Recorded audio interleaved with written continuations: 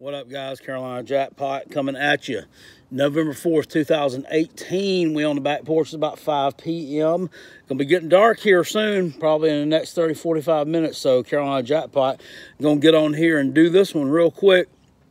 But it won't be real quick. We're going to talk a little bit about some college football yesterday and exactly what happened in the world of what's going on, especially the Southeastern Conference. And yesterday, what about my Boomcocks? What y'all think about that? 48-44 over Ole Miss in Oxford, Mississippi. Gamecocks battling back from 10 points down at the beginning of the fourth quarter to take a solid victory. Now, you might want to sit here and tell me, well, you beat a team that has zero defense. They have the worst defense in the Power 5, and blah, blah, blah. You know, all that's true. But you know why we let that happen like it did? It's because we wanted to take the top off that sorry defense. We wanted our offense to perform yesterday. We wanted to give them some damn practice. We wanted to see what they could do because we wanted them to get ready to beat teams like Florida and Clemson on down the stretch, and that's exactly what we did. Man, did y'all see the game put on by Tyson Williams out of the backfield, catching balls? Who knew that dude had burners like that, man? That dude was crazy. Mon Denson, running back, 4 string is what he was. Mon Denson, 69-yard run here, run there, went for over 100 yards, only like 12 carries. Dude did an amazing job yesterday. And I've seen bursts of power from Mon Denson, bursts of power and speed in small bursts because we haven't seen him a lot. He's been injured somewhat, and then he's been kind of relegated to the 3rd and 4th string. But man, yesterday he came out and he shined like a diamond in the rough. Good game, my Mon Denson. You did great. South Carolina did great. Jake Bentley, I know I've been on your ass for God knows how long, but man, yesterday you did a good job. No interceptions. Your quarterback rating was solid. You threw for way over 300 yards. I was impressed. Deebo Samuel, my boy, took it to the house. First time this year. You know, Debo's had a hard time taking it into the house this year because these teams are too scared to kick to him. They won't kick him a ball to return. They won't just, kind of nut up and just say, well, we're going to kick it to him and see what he can do with it. And we're going to stop him because we're not afraid of him. Now, they pop him up and, get one of our up backs will catch it about the 20-yard line and won't do anything with it, or they'll kick it straight through the end zone. They'll pull some kid out the bleachers who don't even play football that's got a leg like a cannon that plays on the soccer team just so he can blast it through the end zone. It really doesn't matter what kind of accuracy he's got as long as that happens. And yesterday I was glad to see that Ole Miss actually was not scared of Deebo Samuel and actually let him return some kickoffs. And I was also glad that he returned it for a touchdown against them. That set the tone and ended up being a difference in the game, really. So good game there. I've got all kind of chatter on my Facebook here, there, and everywhere else. Taters all over talking about, well, it's because you knocked out their quarterback. You knocked out Jordan Tamu, and, they put Matt Corral in, and he couldn't do anything. It's the only reason y'all won. Hey. It's the same naysayers that are sitting here talking a bunch of crap a month ago when we beat Missouri. Well, if it hadn't started raining, guess what? It rained on Missouri, too. And it rained on us. So we had to fight the same kind of adverse conditions they did. They couldn't handle it. We handled it. We won. Get over it. Just like the other day. Guess what? Jordan Tamu got knocked out of the game. You know what? Their backup QB couldn't handle it. He went 4 and out against the Gamecocks 3 different times. You know what?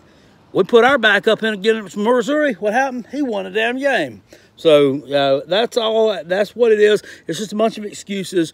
We were the better team yesterday. We deserved to win, which is exactly what we did. Now, moving on to other things. This coming up weekend, we got Florida in Gainesville.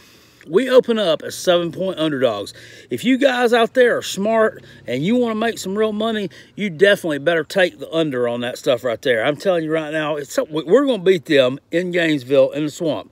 They lost this past weekend to Missouri at home. And it wasn't no, 2-3-point loss. It wasn't no upset in overtime. It wasn't like that. They got beat by 3 touchdowns at home against Missouri, 38-17. That's pathetic, sad, abysmal, and just awful.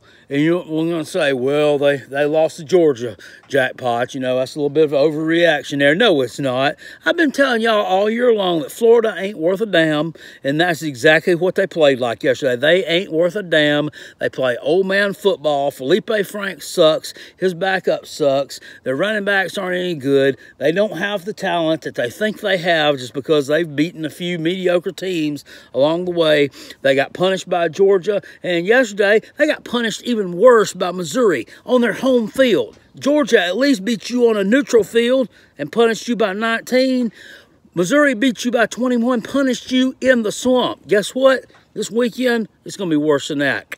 Count on it, baby. I know I've been down on Coach Boom a little bit. I've been down on Jake Bentley a little bit this year, but guess what? I'm back up on him again. I'm back up on him again, man. You know why? Because can't none of y'all sit here and tell me that y'all haven't run down y'all's coach and ain't run down some of y'all's players when y'all started doing crappy either. You can't, and if you can sit here and tell me that you supported them the whole entire time, you a damn liar. You are a damn liar. It's exactly what you are. I got mad at them because they wasn't performing, and guess what? They took a week off. They came back last week against Tennessee. I wasn't exactly happy with that performance, but they got the job done. I was happy with the performance yesterday. That's a game that they easily could have dropped. Jordan Tamu was the kind of player that could give South Carolina problems, and he did give them problems, but guess what? Jake Bentley gave them a few more problems that they couldn't handle. Now, Jordan Tamu, he didn't get knocked out of the game, and he didn't run away and hide. He found out that his uncle, Jimmy Superfly Snooker, was in town and wanted to go pick pineapples with him. And his cousin, Ricky the Dragon Steamboat, was over there, and he wanted to help him slice them pineapples up and put them on the grill. That's exactly why he got out of that game. So good one there. Who else we want to talk about real quick? Kentucky. Oh, Kentucky. Man, I'm telling you what. I'm not a UGA fan by any stretch of the imagination. In fact, I hate them quite a lot on the weeks that we play them, but I'm going to sit here and tell you right now, I have never been so happy and elated in my life to see a team literally get their ass handed to them on the field yesterday like Kentucky did. You know why? It's not because Kentucky's been winning. That's great. You know, Kentucky's had a good season. You know, they've won some games that people didn't think they were going to win. They beat some teams people didn't think they was going to beat. Yeah, it means nothing. Guess what? You got punished yesterday. And the fact of it is that you people don't know how to act. You don't know how to act when you're winning some games, okay? You're supposed to act like you've been there before. Kentucky, y'all ain't never been there before. You know, you're acting like, you know, like you're a Clemson-level team or an Alabama-level team or even like, I don't know, a Georgia-level team. Looking down your nose at everybody else. Looking down your nose at us because you beat us 5 years in a row. Congratulations. Golf clap. That's some program building wins for you. I can guarantee you that stuff's coming to an end starting real quick like.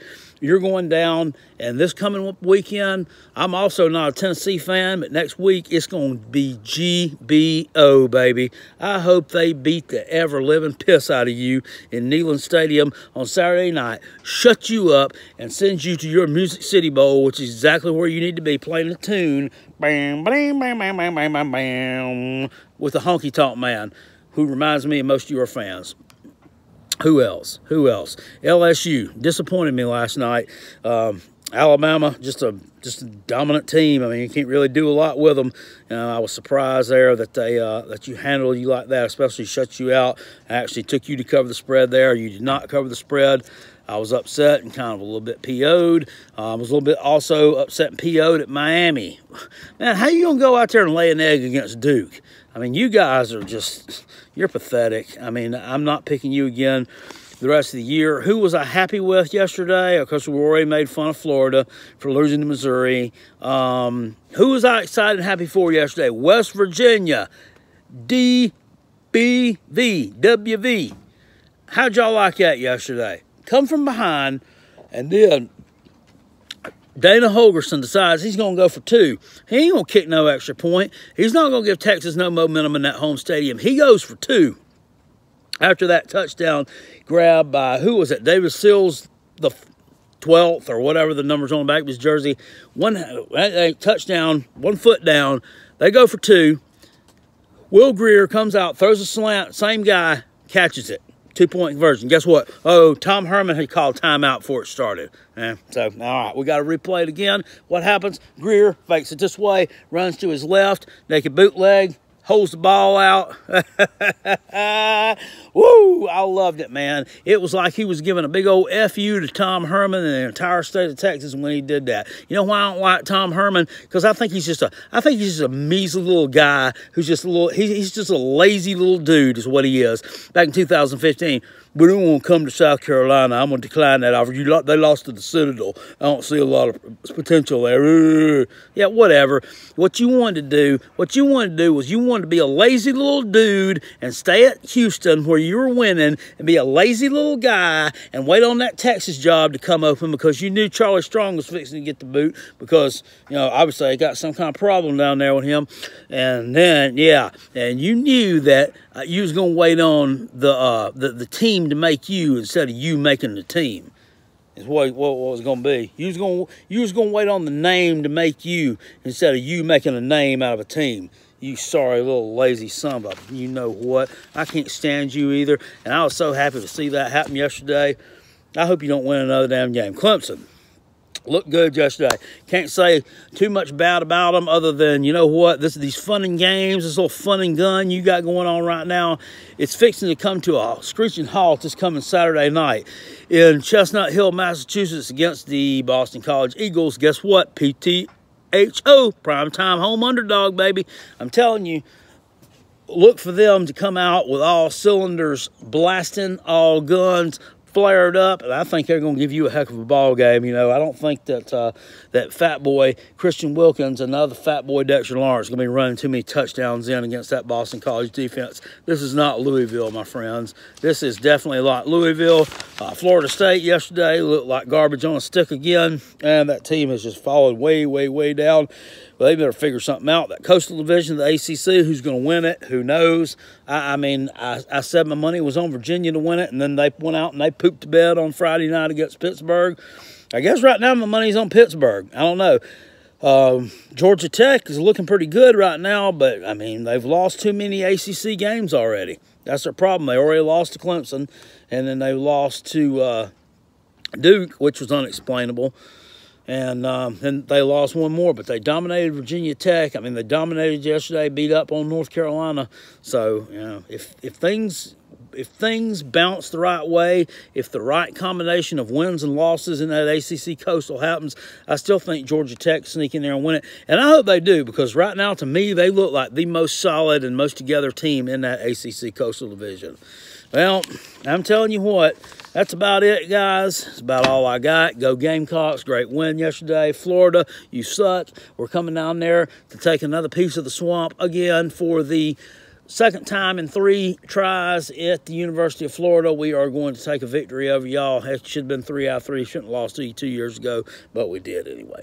Go Gamecocks, go Coach Boom, go back to that place where they didn't want you, where they run you off, they ran you out of town on a rail. Guess what? You need to go down there with us big old Gamecocks, take care of business on Sunday. High noon's coming. Florida Gators, get ready for ass whipping. Woo! Go Gamecocks, go Coach Boom, go JB, go Javon Kinlaw, go Mon Denson, and go everybody else that's a big old Gamecock. Woo!